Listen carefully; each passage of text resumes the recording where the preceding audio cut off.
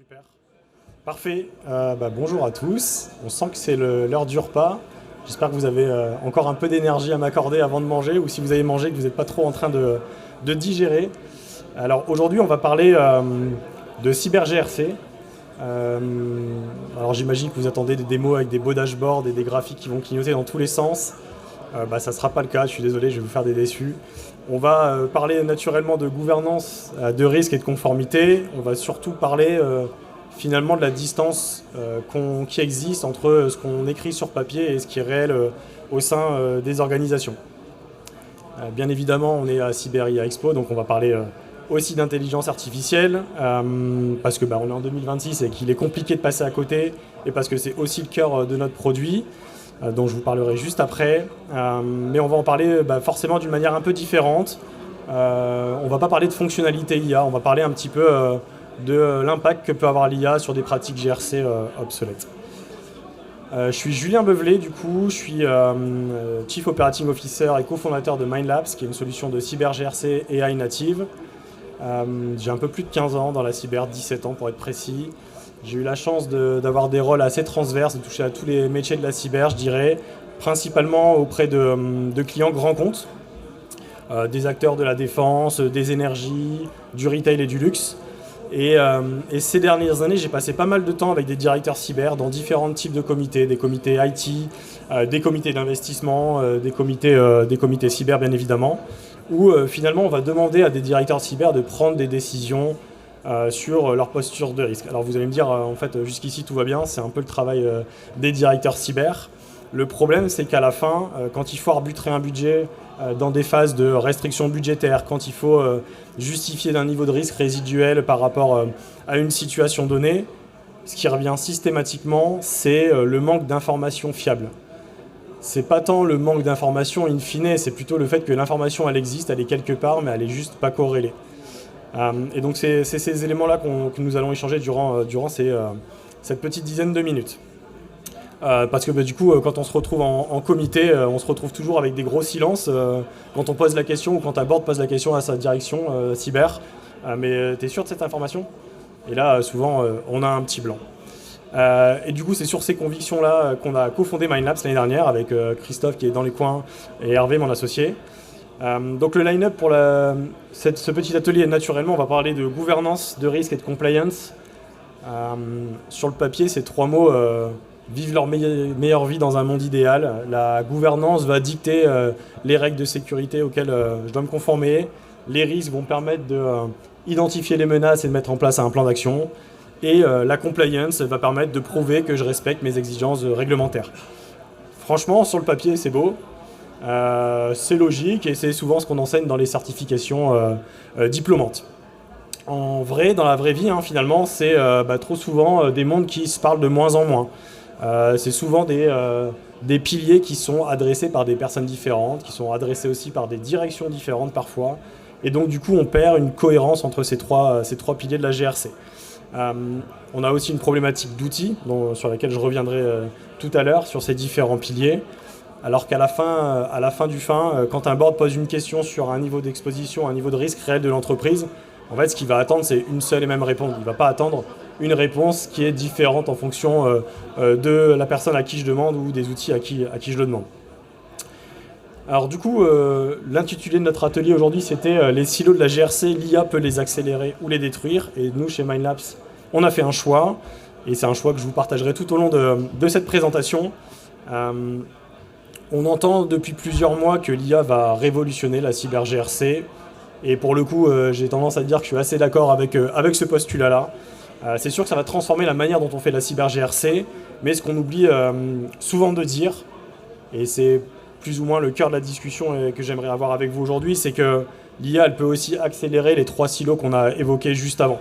Elle peut finalement rendre le chaos qui existe déjà beaucoup plus rapide et même plus convaincant parce que j'utilise des formulations plus convaincantes.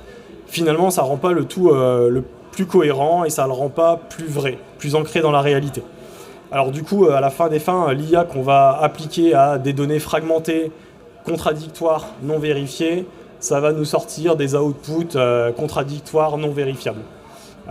Donc ça, à la fin, peut-être dans un meilleur style rédactionnel, mais ça restera des éléments contradictoires non vérifiables. Si on fait un point sur l'état du marché aujourd'hui, ça c'est une étude Gartner qui est sortie en 2024, si je ne dis pas de bêtises. 85% des organisations utilisent aujourd'hui une multitude d'outils GRC qui ne se parlent pas entre eux. Et pour être très clair, c'est pas lié à une mauvaise gouvernance, de l'amateurisme, c'est pas du tout lié à ça, c'est lié à des décisions rationnelles qui ont été faites au fur et à mesure du temps. Parce que, à un moment donné, vous avez eu besoin d'évaluer vos fournisseurs et donc du coup vous avez investi dans une solution de TPRM qui permet de gérer cette exposition et ce risque fournisseur. Vous avez préparé une certification ISO 27001, du coup vous avez investi dans un outil de compliance et vous avez eu besoin par exemple de justifier d'un niveau de risque auprès d'une assurance cyber, vous avez investi dans un outil de CRQ. Bref, tout ça c'est issu de décisions logiques, rationnelles et qui répondaient à un besoin à un moment donné.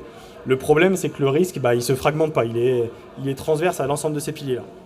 Donc en fait, à la fin, quand vous avez 3, 4, 5 outils, et c'est pour le coup du vécu chez certains de mes clients avec qui j'ai collaboré ces dernières années, vous perdez finalement la vision transverse du risque et vous perdez finalement la capacité à prendre des décisions éclairées au regard des informations qui sont disponibles. Si je parle justement des informations disponibles, bon, j'ai essayé d'illustrer, merci à Gemini d'avoir fait cette illustration. On se retrouve avec un beau plat de spaghettis parce que finalement on a de la donnée, elle existe mais elle n'est juste pas corrélée et en fait quand vous avez une multitude d'outils et de processus, une équipe de cyberanalystes GRC qui collectent de la donnée, des preuves, etc. Ils sont en incapacité de corréler les éléments les uns aux autres. Donc par exemple vous allez pouvoir avoir par exemple un cloud provider qui est identifié comme évalué avec une bonne posture cyber dans l'analyse de risque TPRM. En plus, au niveau de la compliance, il a sa certif ISO 27001 et SOC de type 2. Par contre, à la fin, vous n'avez aucune visibilité sur l'impact réel qu'il a sur votre entreprise parce que vous n'avez aucun lien entre son impact sur la chaîne de valeur et ce fournisseur à la fin. Donc finalement, ces données, elles existent et pour ne pas les perdre, parce que pareil, il y a des rotations au niveau des équipes, pour ne pas les perdre, on a besoin de capitaliser. Et à la fin, on parle souvent de la fatigue des analystes SOC. On parle très rarement de la fatigue des analystes GRC. Parce que finalement il y a une fatigue qui s'ancre et c'est très chronophage d'éprouver ces différents processus. Si j'avance, il y a effectivement à la fin, si on fait la photo, un gap entre les intentions et la réalité. On va avoir un directeur cyber qui va nous dire oui mes risques sont priorisés. Quand le board va lui poser une question sur base de quoi, on va lui dire si, souviens-toi l'année dernière j'ai fait une cartographie des risques, on a interrogé les métiers en janvier, on a fait des ateliers avec les équipes de la DSI en février, puis on a eu le rapport final au mois de juin. Il s'est déjà passé 6 mois et du coup pendant 6 mois, sa vie finalement à partir du moment où vous prenez une photo, c'est un peu comme un Polaroid. Au moment où vous imprimez cette photo, vous êtes déjà en décalage avec la réalité. Donc finalement, l'approche déclarative ponctuelle de la GRC, elle doit évoluer. Et c'est l'IA qui va nous aider à le faire, mais c'est aussi un changement de processus et de mindset. Alors là, on peut faire l'exercice, mais je pense pouvoir répondre aussi pour vous à cette question. C'est combien de questionnaires sécurité fournisseurs vont finir dans un prompt chat GPT. Je pense que, et ça c'est encore du vécu, j'ai cité ChatGPT, on peut en citer d'autres, mais c'est du vécu, c'est bien souvent dans ces outils que vos données se retrouvent. C'est pas tant pour cibler l'usage, parce que finalement c'est pas lié à une mauvaise volonté ou de la fainéantise, c'est lié au manque d'outils aussi qui permettent de répondre à ce besoin. Et c'est aussi à la fois chronophage pour vous qui envoyez des questionnaires de 200 questions qui, quand ils vous reviennent, il faut les analyser, mais aussi pour votre supplier qui n'arrive pas à capitaliser sur une base de connaissances et sur des éléments qu'ils vont pouvoir réutiliser pour répondre à vos questionnaires. Il y a un point aussi qui est assez clé, et ça on va l'évoquer juste après, sur l'aspect déclaratif des choses. Le challenge qu'on a avec l'IA et la GRC, c'est que la GRC va générer tout un tas de données non structurées. On va se retrouver avec des preuves qui peuvent être de l'ordre de corpus documentaire, des logs qui sont remontés de différents outils. On va se retrouver avec des politiques de sécurité qui vont être dans un format Word, par exemple, des comptes rendus d'ateliers, des choses comme ça. Corréler tout ça manuellement, finalement, aujourd'hui, c'est juste devenu impossible. Au-delà du volume, on a un contexte qui est un peu perdu entre les outils, comme je l'évoquais tout à l'heure. Pourquoi ce contrôle est critique ici, dans tel cas d'usage et sur telle chaîne de valeur. C'est pourquoi ce risque client est acceptable dans un contexte et pas dans l'autre. Toutes ces réponses, finalement, elles existent.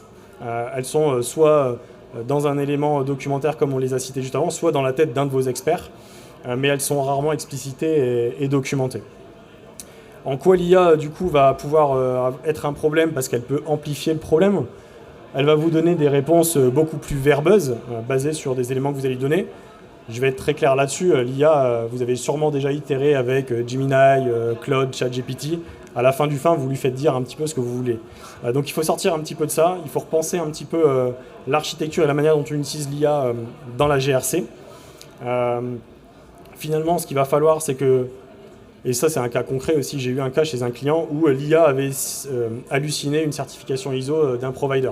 Finalement, il ne l'avait jamais eu, mais du coup, derrière, on avait validé l'onboarding d'un supplier alors qu'il n'était pas certifié, ce qui était un point de passage pour le référencement de ce fournisseur. Donc on commence du coup finalement à prendre des décisions qui peuvent être stratégiques et structurantes pour l'entreprise sur base des fois d'éléments qui ne sont juste inventés. Par contre, il y a un potentiel avec l'IA, c'est qu'elle a une capacité à comprendre le langage naturel et donc elle a une capacité à analyser tout un tas de documents et à en faire une corrélation au travers de patterns pour les relier les uns aux autres. Elle va se recevoir aussi, avoir la capacité de faire des mappings entre différentes typologies de questionnaires, de référentiels, etc. Et du coup, elle va permettre aussi assez facilement de détecter des incohérences qui pourraient être invisibles à l'œil de certains experts. Ce qui est clé, en fait, finalement, c'est pas tant quelle fonctionnalité IA je vais développer, mais c'est quelle architecture je vais mettre en place pour passer d'une approche qui est purement déclarative à une approche qui est fact-checkée. Donc ça, c'est la question que nous, on s'est posée chez Mindlabs. C'est quelle est la logique? Il y a une logique commerciale derrière le fait d'avoir des fonctionnalités IA, ça, il n'y a pas de débat. Par contre, la vraie question, c'est comment je mets en place une architecture robuste qui va utiliser l'IA à bon escient pour à la fois faciliter la vie de mes directeurs cyber pour prendre des décisions éclairées, pour faciliter la vie de mes experts GRC et les faire intervenir sur des étapes clés de mes processus d'évaluation fournisseur ou d'intégration de la sécurité dans les projets, par exemple. La vraie question, c'est comment je peux faire en sorte de passer d'un mode déclaratif à quelque chose qui peut être du coup beaucoup plus fact-checké. Donc du coup, si on parle un petit peu de la plateforme, il y a un point qui est clé, c'est d'avoir un data model qui est unifié. Pour avoir un data model unifié, il faut utiliser certaines méthodes. Par exemple, on peut utiliser des méthodes de graphes qui vont permettre de faire un lien entre vos fournisseurs, vos risques, vos contrôles, vos exigences réglementaires et finalement vos processus business. L'idée, c'est pas d'avoir des outils différents, c'est d'avoir un outil qui vous permet finalement de consolider l'ensemble de sa data model et d'avoir des liens forts entre ces différents objets. Le deuxième, et on va revenir juste après sur la partie vérification continue, c'est quelle est ma capacité finalement à ne plus prendre des photos Polaroid, comme je l'expliquais en introduction tout à l'heure, mais à faire des films en direct. Et donc ça, c'est la capacité à faire du continuous control monitoring, et vous avez la capacité de récupérer ces différents indicateurs directement au sein de votre SI. Et le troisième pilier, c'est la capacité à faire de l'ingestion en temps réel via, par exemple, des API pour confronter ce qui est déclaré dans vos analyses de risque, ce qui est aussi, par exemple, quand j'ai un plan d'action, de pouvoir vérifier qu'il a bien été mis en place. Nous, chez Mindlabs, du coup, on a construit une plateforme qui repose et qui est souveraine, qui repose sur une architecture avec des modèles open source. On s'appuie sur les modèles de Mistral qu'on a fine-tunés et sur lesquels on enrichit aussi au travers de RAG hybrides, à la fois du RAG vectoriel mais du RAG graph aussi pour justement garder le lien entre les différents objets du data model comme je l'expliquais juste avant. Pour les données de nos clients, on utilise aussi des méthodes de RAG, ce qui nous permet et ce qui évite que les données du client entraînent le modèle de Mistral à la fin. Et notre objectif est d'utiliser aussi des agents IA qui vont permettre de conversionner entre eux et de pouvoir aussi demain prendre des actions proactives en fonction des analyses de risque qui auront été réalisées. Toute cette plateforme-là et ces convictions-là, au-delà des petites études Gartner que j'ai pu citer, elles sont aussi issues des échanges qu'on a avec le club, le think tank qu'on a monté qui s'appelle le Cyber Collective Lab. Si vous êtes intéressé pour le rejoindre, vous pouvez passer sur notre stand, scanner le petit QR code et il y a un système de parrainage et vous pouvez venir enrichir les discussions qu'on a autour de la GRC et de l'IA. Et du coup, je conclurai avec ce slide sur quelles sont les tendances et pourquoi on doit avoir cette approche aujourd'hui. C'est que d'ici 2027, 65% des évaluations de cyber-GRC devront inclure du CCM, du CCA. Donc c'est du Continuous Control Monitoring, du Continuous Compliance Assurance. Donc vous devriez être en mesure de vous assurer que réglementairement vous êtes en face de vos exigences de manière quasi temps réel et plus uniquement sur des audits une fois tous les 2 ans. Et il y a un axe aussi qui est clé, c'est d'aller de tendre vers de la Cyber Risk Quantification et c'est plus d'avoir une posture de cybersécurité du directeur qui va voir son board et qui lui dit tiens, ce risque-là, il est important. C'est finalement ce risque-là, j'ai réussi à le quantifier, j'arrive à estimer qu'il a un taux de probabilité de X% à l'année et qui peut nous coûter, en cas d'impact, X milliers ou millions de dollars et d'euros. Donc qu'est-ce qui change quand la GRC devient finalement plus déclarative mais continue? Donc vous passez d'une vérité ponctuelle à une vérité continue, comme je l'ai évoqué. Vous passez de la vérification, de la déclaration à l'évidence, à la récupération de preuves, avec quelque chose qui peut s'auto-alimenter. Et vous passez d'une vue silotée à une vue unifiée. Un risque fournisseur est corrélé à un risque métier qui est corrélé aussi à un risque réglementaire, un risque IT, un risque projet, et je pourrais dérouler tout le film comme ça. Finalement, la transformation fondamentale, c'est que finalement, vous passez de l'intuition à l'impact décisionnel qui est mesurable. C'était tout pour moi. Merci. Et by the way, si vous voulez nous voir ça en pratique, vous pouvez aller sur le stand 49 qui est à quelques mètres ici et on vous montrera la plateforme et comment elle répond à ces enjeux. Merci.